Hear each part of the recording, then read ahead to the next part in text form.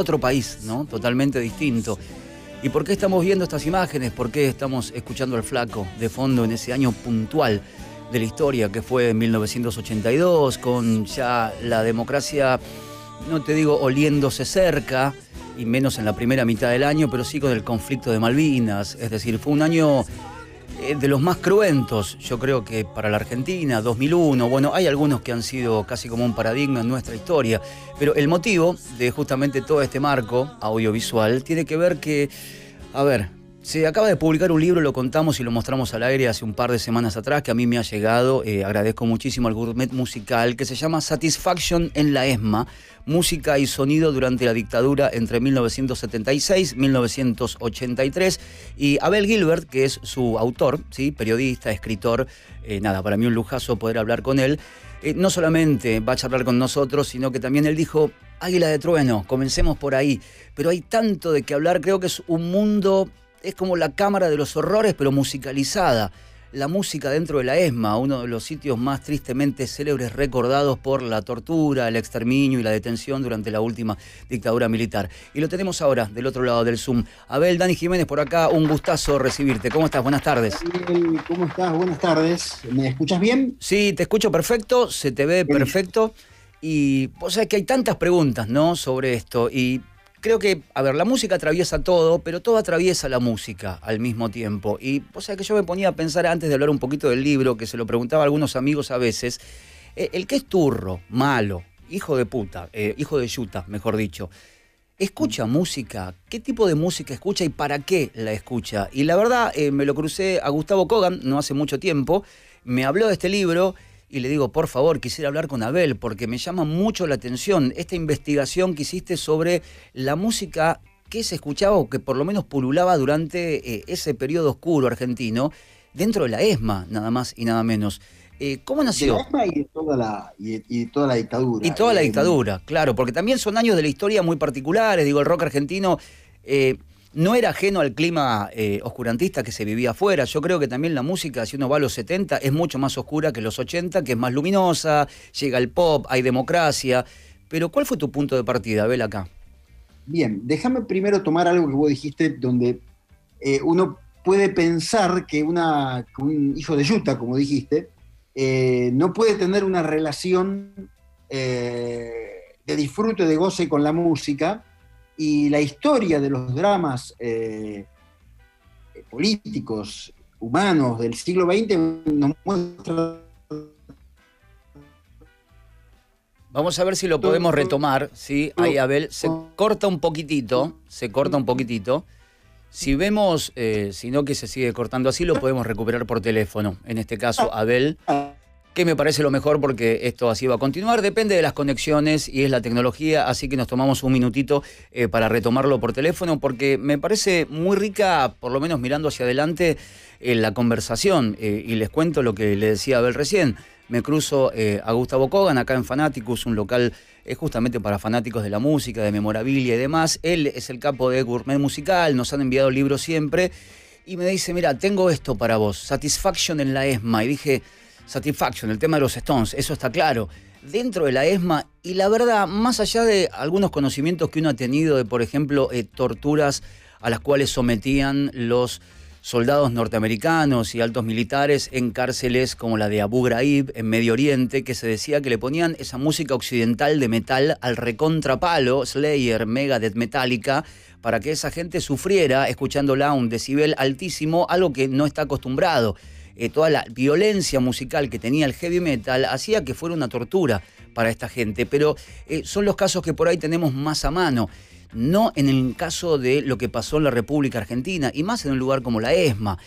Si no lo conocen, si no lo tienen por lo menos en el mapa mental, ahí uno va por General Paz, baja en Libertador, rumbo a lo que era el estadio, lo que es el Estadio de Obras Sanitarias, y se va a encontrar antes del lado izquierdo, justamente con esa edificación gigante, con un parque, con el casino de oficiales, que fue, como el Olimpo, uno de los centros clandestinos de detención más importantes que tuvieron lugar acá en la Argentina durante la última dictadura.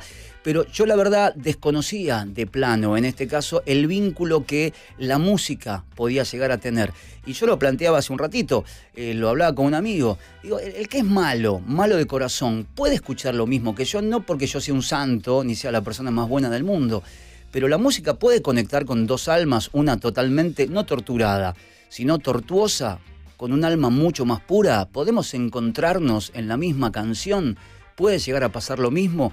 Y lo que sucedía dentro de las puertas de ese sitio que estamos viendo ahora a través de vorterix.com, lo que yo decía, el casino de oficiales, después durante la democracia, obviamente, no es que se le sacó de encima el aura negra que acompañó a la ESMA durante más que nada la década del 70, pero sí creo que hubo 2 o 3 movidas para poner el lugar en otro sitio, para vincularlo mucho más a la memoria, y en este caso a la memoria colectiva, ¿sí? Que es necesario, como otros sitios que están acá en Argentina. Si ustedes viven en la zona oeste, digo, desde Moreno hasta lo que puede ser Merlo, Padua, Castelar, sabrán que hay un lugar llamado Gorki Grana. El Gorki Grana, ahí en Castelar, que hoy tiene la Casa de la Memoria, durante muchos años también fue uno de los centros clandestinos de detención más fuertes que tuvo la zona oeste del Gran Buenos Aires, con gente que después pudo escapar en algunos casos, en muchos otros casos no. A mí me contaba Norita Cortiñas en algún momento, la queridísima Norita de Plaza de Mayo, que ella sabiendo, teniendo además a su hijo desaparecido,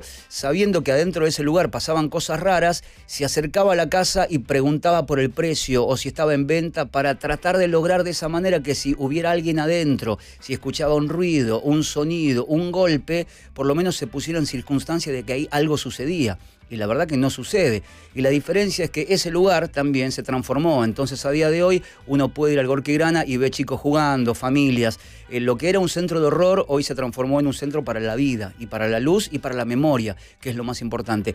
Ahora sí, Abel, te tenemos a través del teléfono. ¿Estás por ahí? Bien, sí, ahora bien. Ahí está. Dale. Retomemos Los Hijos de Utah, si te parece. Dale. Bueno, a ver, digamos, la idea de que un hijo de Utah no pueda escuchar música supuestamente que esté en las antípodas ha quedado resultado de una propia historia. Heydrich, el diseñador de la solución final, mientras armaba todo el esquema de los campos de concentración en la instancia de los crematorios, terminaba de trabajar y se ponía a tocar el concierto para violín en re mayor de Brahms. Claro. A 14 kilómetros del campo de concentración de Dachau, se celebraba el Festival Beethoven de Música. Inclusive en la película esta que se hizo hace un par de años, El pianista, se ve sí. Como el capo del campo de concentración toca diligentemente y con supuesto placer música de tradición escrita. O sea, no hay una correspondencia entre la supuesta profesionalización del castigo, ¿sí? Y los gustos personales. Así que uno no es la música que escucha, necesariamente. Bueno, partiendo de esa base, ya nos metemos ahora sí un poquitito más dentro de la ESMA. ¿Y cuál era el vínculo de la música con lo que pasaba ahí adentro, Abel? Bueno, la música tenía varios lugares. Uno, varios lugares prácticos. Uno, tapar los gritos de los torturados. O sea, el funcional. El sonido, si vos querés, una suerte de Muzak del horror, ¿sí? Pero a la vez tenía 2 comportamientos aledaños o que convergían. Es utilizar la música, no solo en la ESMA, en otros campos de concentración, utilizar centros de detención, no clandestinos, utilizar la música de la mujer o el hombre capturada, a la que a ellos les gustaba, para doblegarlos psicológicamente. ¡Qué crueldad, por Dios! Después tenías, esto que vos hablaste de Abu Ghraib y Guantánamo, bueno, también el volumen, el sonido, el decibel, la amplitud, también como ejercicio de violencia. Esto que se sofistica después en Guantánamo y Abu Ghraib, va a tener primero la dictadura de los coroneles en Grecia en el 67 en la lucha contra el IRA en Gran Bretaña. América del Norte, en un campo de concentración que se llamaba la discoteca.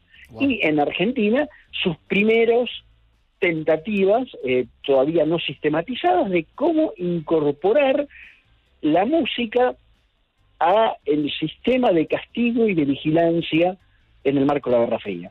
Y te agrego algo, es también la lectura de La Naranja Mecánica y su mediatización a través de la película de Stanley Kubrick, donde se utiliza Beethoven para torturar, lo que le da una rosca más a la implementación en Argentina, donde la Unidad 9 de La Plata se utilizaba Beethoven para torturar.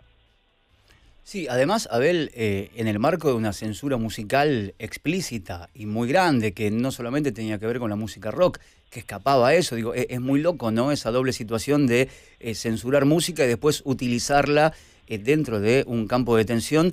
Y lo que vos contabas, que insisto, me parece una crueldad extrema, que es saber el gusto musical de la persona que tenían ahí, para hacerle escuchar esa música con el vínculo que cada uno tiene con la música, digo, que pasa por la sensibilidad, que te atraviesa, que va de la cabeza al alma y al cuerpo, digo, te pegan los tres lugares encima.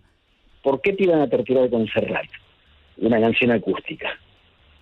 O Mercedes Sosa, digamos, ¿no? O sea, uno podría pensar en discos casi al borde de la saturación. Claro. ¿No? No con una canción casi de cuna. ¿No? Entonces, bueno, sí, eso era instrumentalizar, estaba al servicio del doblegamiento del cautivo y a la vez de la extracción de la información para extender, digamos, la captura de disidentes y de personas que, bueno, estaban en la mira de los grupos de tarea. Ese es uno de los panoramas del libro, ese es uno de los aspectos del panorama libre. El otro, otros tienen que ver con los modos de escucha del horror de puertas afuera del campo y también cómo se podían escuchar los síntomas de esta violencia en las músicas que circulaban. Yo les pedí a la producción que empiecen por Águila de Trueno específicamente, porque si bien es una canción que sale en 1982 en Kamikaze, Spinetta la estrena 5 años antes, en 1977, o sea, en el segundo año de mayor violencia represiva. ¿Sí? ¿Y qué cuenta Águila de Trueno? Águila de Trueno es primero una canción en la que en primera persona Tupac Amaru, ¿sí? Cuenta su desmembramiento, ¿sí? Un cuerpo desmembrado, ¿sí? Un cuerpo desmembrado de un sujeto resistente al dominio español, ¿sí? Esa canción se canta en el 77 y nadie la registra como problemática. Y fíjate la densidad que tiene esa canción, que la primera definición de desaparecido es un cuerpo desmembrado, un cuerpo que no se reconoce. La da Videla en 1977 en Venezuela. Wow. ¿Sí? O sea, ¿Spinetta tenía conciencia de eso? No, yo creo que ni puta idea tenía. ¿Sí? Y te pongo un caso más. Sí. La idea de los cuerpos desmembrados, meses antes de que Spinetta cantara esa canción, ¿sí?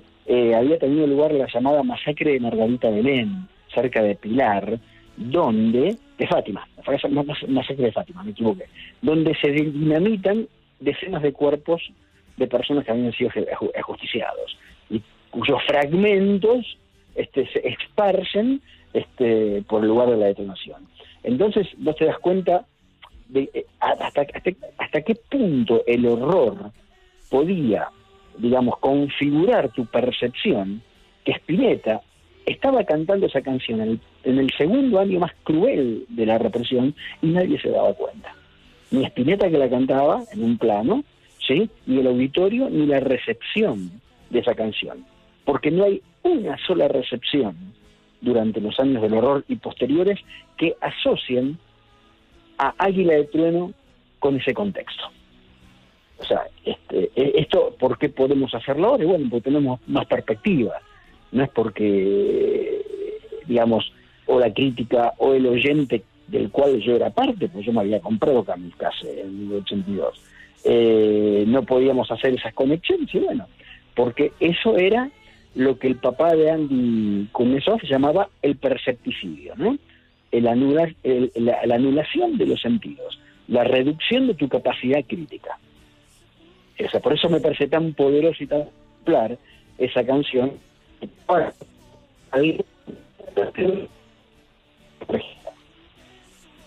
estamos charlando con Abel Gilbert, él es escritor de Satisfaction en la ESMA, música y sonido durante la dictadura de 1976 a 1983. Abel, quería preguntarte, en el caso puntual de Satisfaction, ¿no? Un tema muy conocido de los Rolling Stones, ¿vos lo usaste como una figura acá, digo, para representar algo y hacer un contrapunto con lo que pasaba ahí adentro? ¿O tenía además, sin contar mucho, no está todo el libro ahí, yo recién lo comencé, pero había un poquito más después de esa canción? No, esa canción se utiliza, forma parte del playlist del Torturador. Sí, no sistematizada, pero forma parte, hay varios testimonios, 2 o 3 testimonios que la citan. Entonces, digamos que el título lo que pone en escena es digamos, la dislocación de una canción que tenía una historia de recepciones muy puntual y al lugar que llega, ¿no? Pero lo que pasa es que la relación entre música y violencia en la Argentina en ese momento es muy problemática. O sea, ¿cuántas cuadras separan la ESMA de obras sanitarias? Sí, muy poquita, 4 o 5. 8 cuadras. 8 cuadras. 8 cuadras. O sea, digamos, fíjate la contigüidad entre el goce desinteresado de la música y la aplicación de la música con fines punitivos. Sí, tenías a finales de los 70, por ejemplo, a Serú Girán tocando ahí y a 8 cuadras este horror. Bueno, Serú Girán debuta en diciembre, donde todavía la ESMA tenía una nutrida cantidad de detenidos y desaparecidos, ¿no? O sea, y mientras Charly García podía cantar Tengo miedo de la ley y que me un palazo en la nuca y que me trague la tierra, no me acuerdo ahora cómo es la canción bien. Bueno, de esas contigüidades estaban muy presentes en muchas zonas de la ciudad, ¿sí? Digamos, una distancia menor había entre el Teatro Colón y el Servicio de Información del Ejército, donde también se torturaba. Por lo tanto, digamos, situar a la música, lo que suena en coyunturas de esta característica nos pone, ¿no? Nos ilumina los problemas, no solo de la recepción, sino de la relación dual, como 2 caras de la moneda, que tiene la cultura y la barbarie, ¿no? Un filósofo alemán, Walter Benjamin, decía: todo acto de cultura es un acto de barbarie. Y bueno, la experiencia argentina nos permite comprobarlo fehacientemente. Y Abel, te hago la última. Hacia el año 82, yo decía recién que, si bien todavía no se infería un regreso a la democracia, algunas cosas comenzaban a erosionarse dentro de la cúpula militar. Creo que Malvinas es uno de esos hechos, pero todavía para abril del 82 uno no podía pensar en que volvería la democracia. En este sentido, con la música, los militares actuando de esta forma, ¿exprimieron hasta donde pudieron ya a finales del 82 o comienzan a aflojar un poquitito viendo lo que era, no digo la resistencia de las calles porque no sucedía, pero sí que los tiempos estaban cambiando y que se les derretía todo? Los tiempos empiezan a cambiar gradualmente a partir del 79. ¿Sí? O sea, a partir del 79 empieza a haber palabras en el espacio público, a partir de la llegada a la Comisión Interamericana de Derechos Humanos, que bueno, que pone palabras como desaparecido, como preso, como tortura en el espacio público. Los diarios ya no pueden no decirlas, ¿sí? No nombrarlas. Claro. Desde ya que Malvinas fue una fuga hacia adelante. ¿Cómo hubiera sido ese país, la Argentina, si el momento, que es el 30 de marzo del 82, cuando la huelga de la CGT activaba, digamos, en un despertar social qué hubiera sucedido con la Argentina es una ucronía, pero ya había síntomas de malestar y la cultura había jugado su papel. No te olvides que, no sé si fue en enero de 1980 o de 81, cuando Charly García canta Alicia en la Rural ante miles de personas. Claro. ¿No? O sea, digamos, empiezan a suceder cosas de las cuales la clase política no se entera. ¿Sí? Hoy un pibe pone un Twitter y todo el mundo está buscando, ¿no?, capitalizarlo. En ese momento 30.000 personas escuchan la canción de Alicia y ningún político tenía ni idea de lo que sucedía porque los cortes generacionales eran muy fuertes, ¿no? Entonces eran todos muy anticuados en ese sentido. Pero bueno, es una línea de tiempo de 7 años donde vos tenés que marcar que del 76 al 78 era muchísimo más duro. Del 79 al 80 hay otras condiciones, y el 81 que estalla la economía y el 82, bueno, ya cambia completamente la escena. Abel, primero muchísimas gracias por habernos atendido. Fue un placer para mí. El libro está acá, ya lo pueden conseguir a través del Gourmet Musical en librería. Se llama Satisfaction en la ESMA, música y sonido durante la dictadura del año 76 al 83. Y gracias por ser tan esclarecedor con nosotros. Bueno, a tus órdenes. Abrazo grande, Abel. Abrazo, chao, chao. Por favor, ¿no? Qué cámara del horror. Cómo jugar. Perdonen que nos metamos a veces en temas así, pero bueno, creo que si somos humanos no nos pueden ser ajenas estas cosas. Si bien no es una idea volver a la dictadura, pero es revelador lo que pasaba con la música. ¿Cómo se puede ser tan turro para vincular algo que a vos te gustaba para que con eso mismo te torturen psicológicamente? Lo mismo que vos digas, me gusta Spinetta. ¿Te gusta Spinetta? Toma, escuchá Spinetta y después te picaneo y te vuelvo a hacer escuchar Spinetta. ¿Cómo se resignifica la música en algo que es un bálsamo, que es una terapia, que es una cura, en algo que es un vehículo de la destrucción psicológica? Porque más allá de la tortura física, digo, la destrucción psicológica, la rotura de la voluntad, el hecho de decir, ya está, matame porque así no quiero estar más. Y sonando la música que a vos te gustaba de fondo. Uno de los tantos horrores que se cometieron acá en la Argentina en época de dictadura, lo que decía Abel, que yo también marcaba. Teníamos el caso de Abu Ghraib, teníamos el caso de Guantánamo, pero no entender que Satisfaction de los Stones, encima la canción Satisfaction, si bien dice no puedo obtener satisfacción, la palabra que más te resuena en la cabeza es satisfacción, al momento que te están torturando. Una cosa increíble y una página que yo desconocía, la verdad, de la historia argentina, en este caso con la música sobrevolando la Escuela de Mecánica de la Armada. Bueno, el libro está acá, se consigue, si les interesa ir un poquitito más allá de las canciones. Yo lo empecé a leer, no quiero contar por lo menos hasta dónde leí, pero van a encontrarse con mucha relación musical, es decir, es 1 o 2 ejemplos lo que contamos acá, pero es como la puerta de entrada al libro, para no contar todo obviamente, y porque el libro tampoco es tan finito, tiene sus cuantas páginas. Pero para meterse en una parte de la historia argentina con algo que nos conmueve a día de hoy, que de hecho nos mueve, como es la música en general, no importa el estilo, siempre lo aclaro, no importa el estilo, pero que se utilice como un vehículo del horror, un espanto. Bueno, el libro se llama Satisfaction en la ESMA y hablamos recién con el señor Abel Gilbert. Dani Jiménez hace hasta las 16 Charlatown, una ciudad de un solo